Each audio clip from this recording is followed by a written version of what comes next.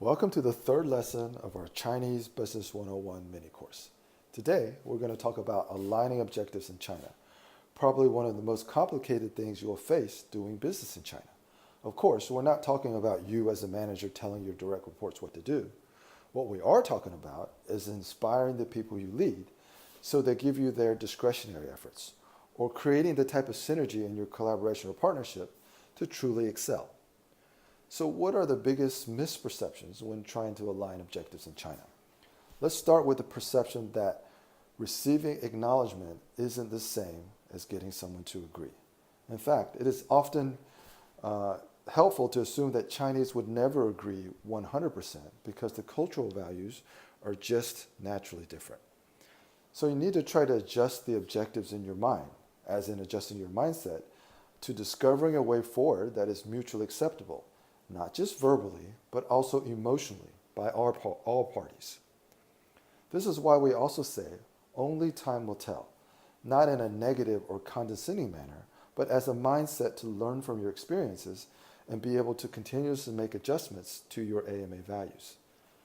It is also a misperception to interpret things at face value, because there are always two opposing mentalities at play in China, which is also why to foreigners, China is a land of contradictions. At one end is the iron rice bowl mentality, where people are ultra-conservative and there are zero incentives to be creative or think outside of the box. Oh, and by the way, please don't ever try to convince Chinese people to think outside of the box by saying you need to think outside of the box.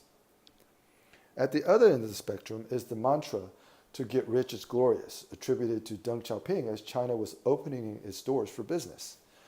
And Chinese common folk really didn't know how to respond after the Great Leap Forward and the Chinese Cultural Revolution.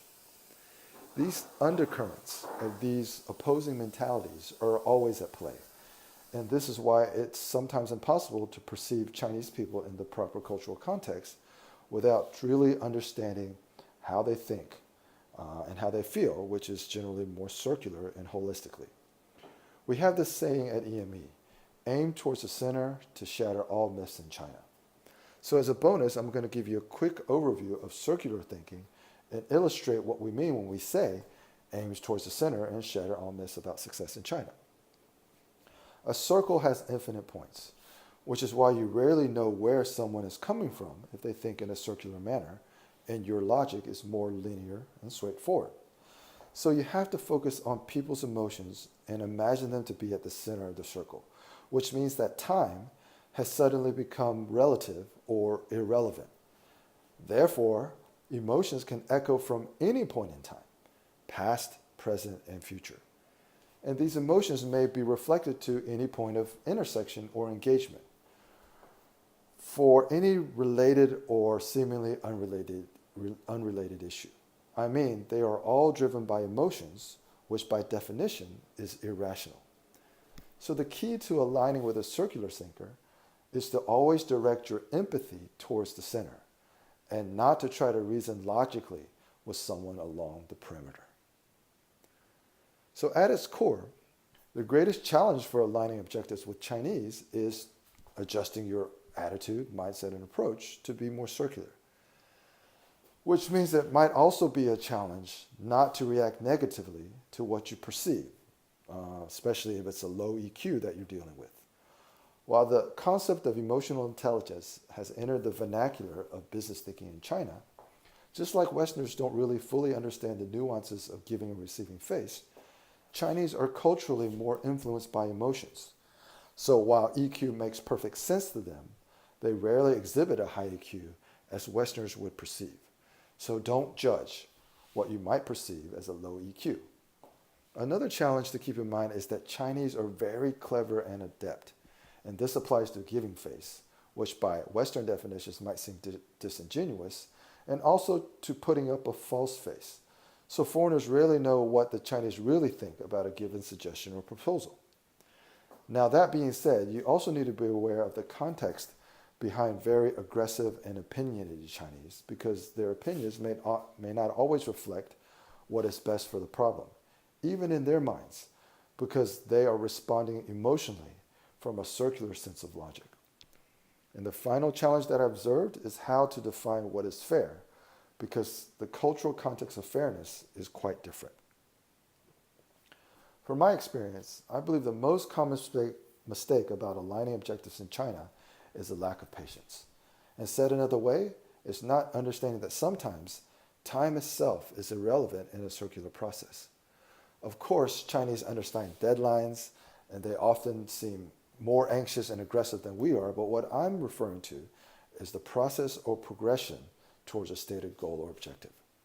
Don't assume that there's only one path to reach an end goal, because the Chinese often have mysterious ways to get things done, which might seem crazy at the beginning. Another common mistake is the misperception or misinterpretation of promises. Across language and cultural barriers, sometimes a promise means something different. It often comes down to whether you perceive what you hear as literal or figurative. It might also be disastrous to think in absolute terms, but be aware that many Chinese do think in absolute terms because that was the way they were raised. Imagine not too long ago in China, there was literally only one path to success for the majority of the Chinese population, and that was education, which was based exclusively on test scores and guanxi connections. No one in China ever dreamed about being a musician or an artist or a professional athlete. Of course, this has all changed in today's modern China, but these root elements are always affecting people's attitudes and values, which leads to the common mistake of assuming that there are universal values. In a society that is officially atheist, it's dangerous to assume any values to be universal. And one final mistake I see many foreigners make is related to guanxi, and it is not fully understanding the nature of Chinese reciprocity. What gifts should you accept or not accept? And what are the implications of accepting or rejecting someone's goodwill? And how do you reciprocate? So for aligning objectives with Chinese stakeholders, the most basic killer tip I like to give foreigners doing business in China is just to take a step back, relax, try to adjust your mindset not to focus too much attention on the actual objectives, at least not initially, and instead focus your attention on something a bit more fundamental. And what might that be, you ask?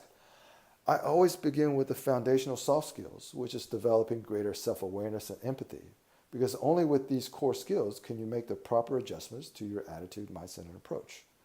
In order to align objectives, you always need to begin by creating positive impressions of yourself, appearing to be trustworthy, and giving others the impression that you are willing to listen and try to understand. Now, more specifically, I suggest that you try to let go of your ego and try not to always have the last word. This is so hard to do when you feel that the other person doesn't quite understand your meaning. But trust me, you really do need to learn to pick your battles. And of course, never be judgmental, and always try to be positive and optimistic. Congratulations, you have finished the formal portion of the third lesson. So now you can again watch a short video of me brainstorming about this same topic. This video was recorded quite early in the process of me developing this mini course. So again, the content is going to be different, but that's all intended to give you more ways to trigger your imagination, which I believe is the basis to develop self-awareness and empathy. Hey, welcome to video number 3. I think I'm on a roll. I recorded the first 2 videos without any retakes, even though they may require retakes. But again, I'm just going to raw and unedited. I'm going to try to give you some killer tips for your most common business engagements for doing business in China. So this is video number 3, so this is tip number 3. This one's about alignment of objectives 101. Okay, so yes, aligning objectives has to do a lot with communications. It has to do a lot with negotiations. So it actually has a lot to do with the first 2 videos, but I thought this was something that we could break down separately, because aligning objectives are really important for almost everything that you do, whether it's working with a partner, whether it's leading your employees, whether it's just working with other colleagues. alignment of objectives is important.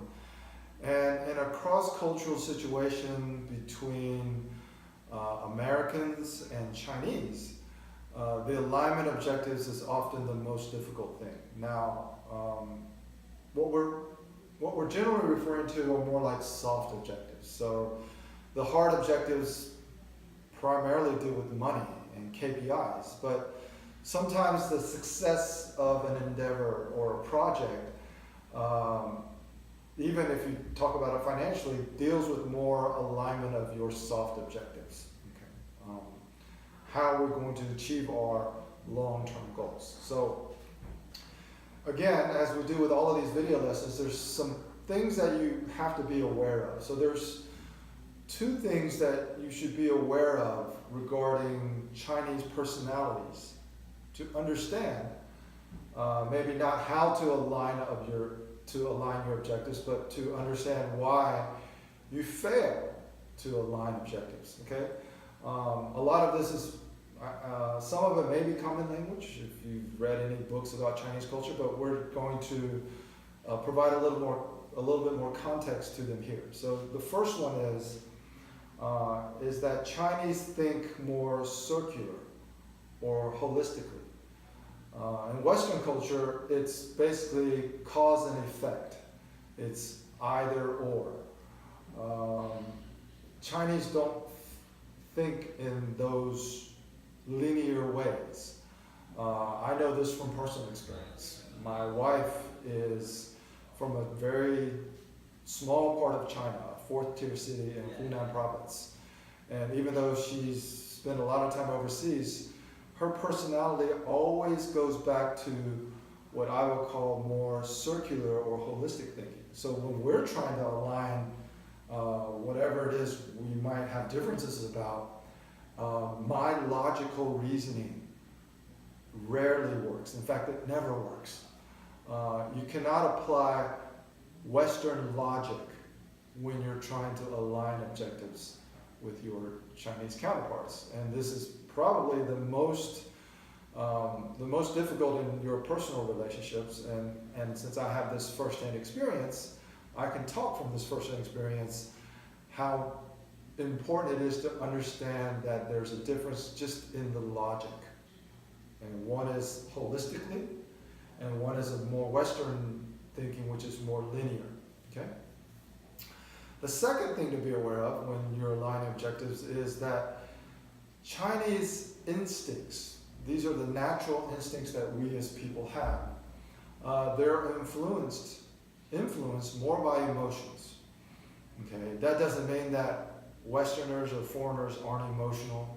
It doesn't mean that we're not influenced by emotions. But comparatively speaking, I guess in this case I'll say it's my opinion, that Chinese are influenced more by emotions. But I say that not in a negative context. I say that more in a cultural context. We just take the example of emotional intelligence, or EQ. Here, Harvard Business Review, McKinsey, all of the leadership authorities always talk about emotional intelligence as an important soft skill or an important factor of being an effective leader. Okay. So in the context of doing business in China, yes, Chinese people know about emotional intelligence. In Chinese it's called qing sang, and there's a lot of experts or key opinion leaders, KOLs, that have a lot of talk shows and podcasts, and they talk about emotional intelligence and how important emotional intelligence is. I can tell you that for the majority of Chinese people, 99% or above, and likely the people that you're going to be trying to align values with, even if they know about emotional intelligence, they don't apply it. My perception is most Chinese people think about emotional intelligence more kind of like an academic exercise. Yes, it's easy to observe how other people with low emotional intelligence weren't able to achieve their goals because they reacted emotionally or negatively. But very people try to sincerely develop their EQ as a pursuit to improve their leadership qualities. Because traditionally, in a very Confucius, hierarchical society, hierarchical management systems, especially those that derive from a state-owned enterprise, emotional intelligence really just isn't necessary. People understand people receive bad outcomes because of low EQ, but most people, almost no one really connects it as a pursuit to become a more effective leader. Okay, so that's just a little bit of context about the state of mind of a lot of the Chinese people that you may be trying to align objectives with. So one other thing that, before we get into the tip, is one thing that you have to be aware of. And that is that Chinese people are very clever and they're very adept at putting on a false face, especially when it suits their own personal objectives. And why is that? Well, again, this is a situation where you don't want to judge people for behaving that way. Don't be judgmental. Understand it in the proper cultural context. Why are Chinese people so adept at putting up a false face? Well, this gets into one of the things that we talked about in the negotiation video number 101 in the past video, is because Chinese have been conditioned to give face in all aspects of their life. Okay. In order to give face, well, a lot of times it means, in Western terms, it means that you have to be disingenuous. Okay. Giving face means saying something or praising someone when you don't really feel it and you don't really mean it. In the Western context, we may feel it's disingenuous, but in the Chinese context, it's how people are conditioned to behave. Since they were born, since they were kindergartners, since they started the Chinese educational system, they have been conditioned to give face, because how you rise through the ranks in a hierarchical system is the guanxi that you have, and part of the guanxi is giving face. So just be aware of that. And you probably observe that. Chinese are really, really good at praising you, making you feel good about your statements, all of that. And it's not disingenuous for them. We may perceive it as disingenuous, but for them it's just a natural way of communicating, giving face. So be aware of the false face when you're trying to align objectives. Okay? So what tip can we give to support aligning objectives 101? Well, I think the first thing that we as foreigners or Americans always need to do is to take a step back. Okay? When you're trying to align objectives, try not to overly focus on the objectives themselves. Try to focus more on something that is more fundamental, meaning if you can accomplish this more fundamental kind of synergy or way of working or understanding, then it helps you achieve your fundamental objectives. Think about building blocks. Building blocks to greater cooperation. Building blocks to better understanding each other, having greater trust, working better together. That's what we mean by take a step back. The tendency is to focus too much on the objective itself and forget about all of the things that influence our ability to actually achieve that objective. So take a step back. That is one of the, I guess in this case we call it killer tips for aligning objectives with Chinese people. The second is you really need to focus on what is controllable. Okay, so if you're complaining about something, you're focusing on something that is not controllable. And the way that we teach soft skills related to doing business in China is the only three things that you can control are your AMA values. Okay? You can only control, the only thing that can be controlled is your own attitude, your own mindset, and your own approach. Adjust those and improve your likelihood to achieve a different outcome. These are controllable. Talking about what other people should do, how other people should think, these are things that are not controllable. Now, you might be able to influence them with your own more positive attitude, mindset, and approach, but if you try to control them, then you're setting yourself up to fail. And that gets into, again, don't complain and never be judgmental. Whenever you judge people for their behavior, especially in a cross-cultural context, you're doing yourself and the people you're talking with a great injustice, because you are never in a position to judge, even if you are in a position of authority. Okay? So that is the killer tips for aligning objectives 101. I hope you're enjoying these videos. Again, the purpose of these videos is to put you on a more positive trajectory when you're trying to engage with your Chinese counterparts, but it's also a way for me to connect with you. So I want you to leave comments.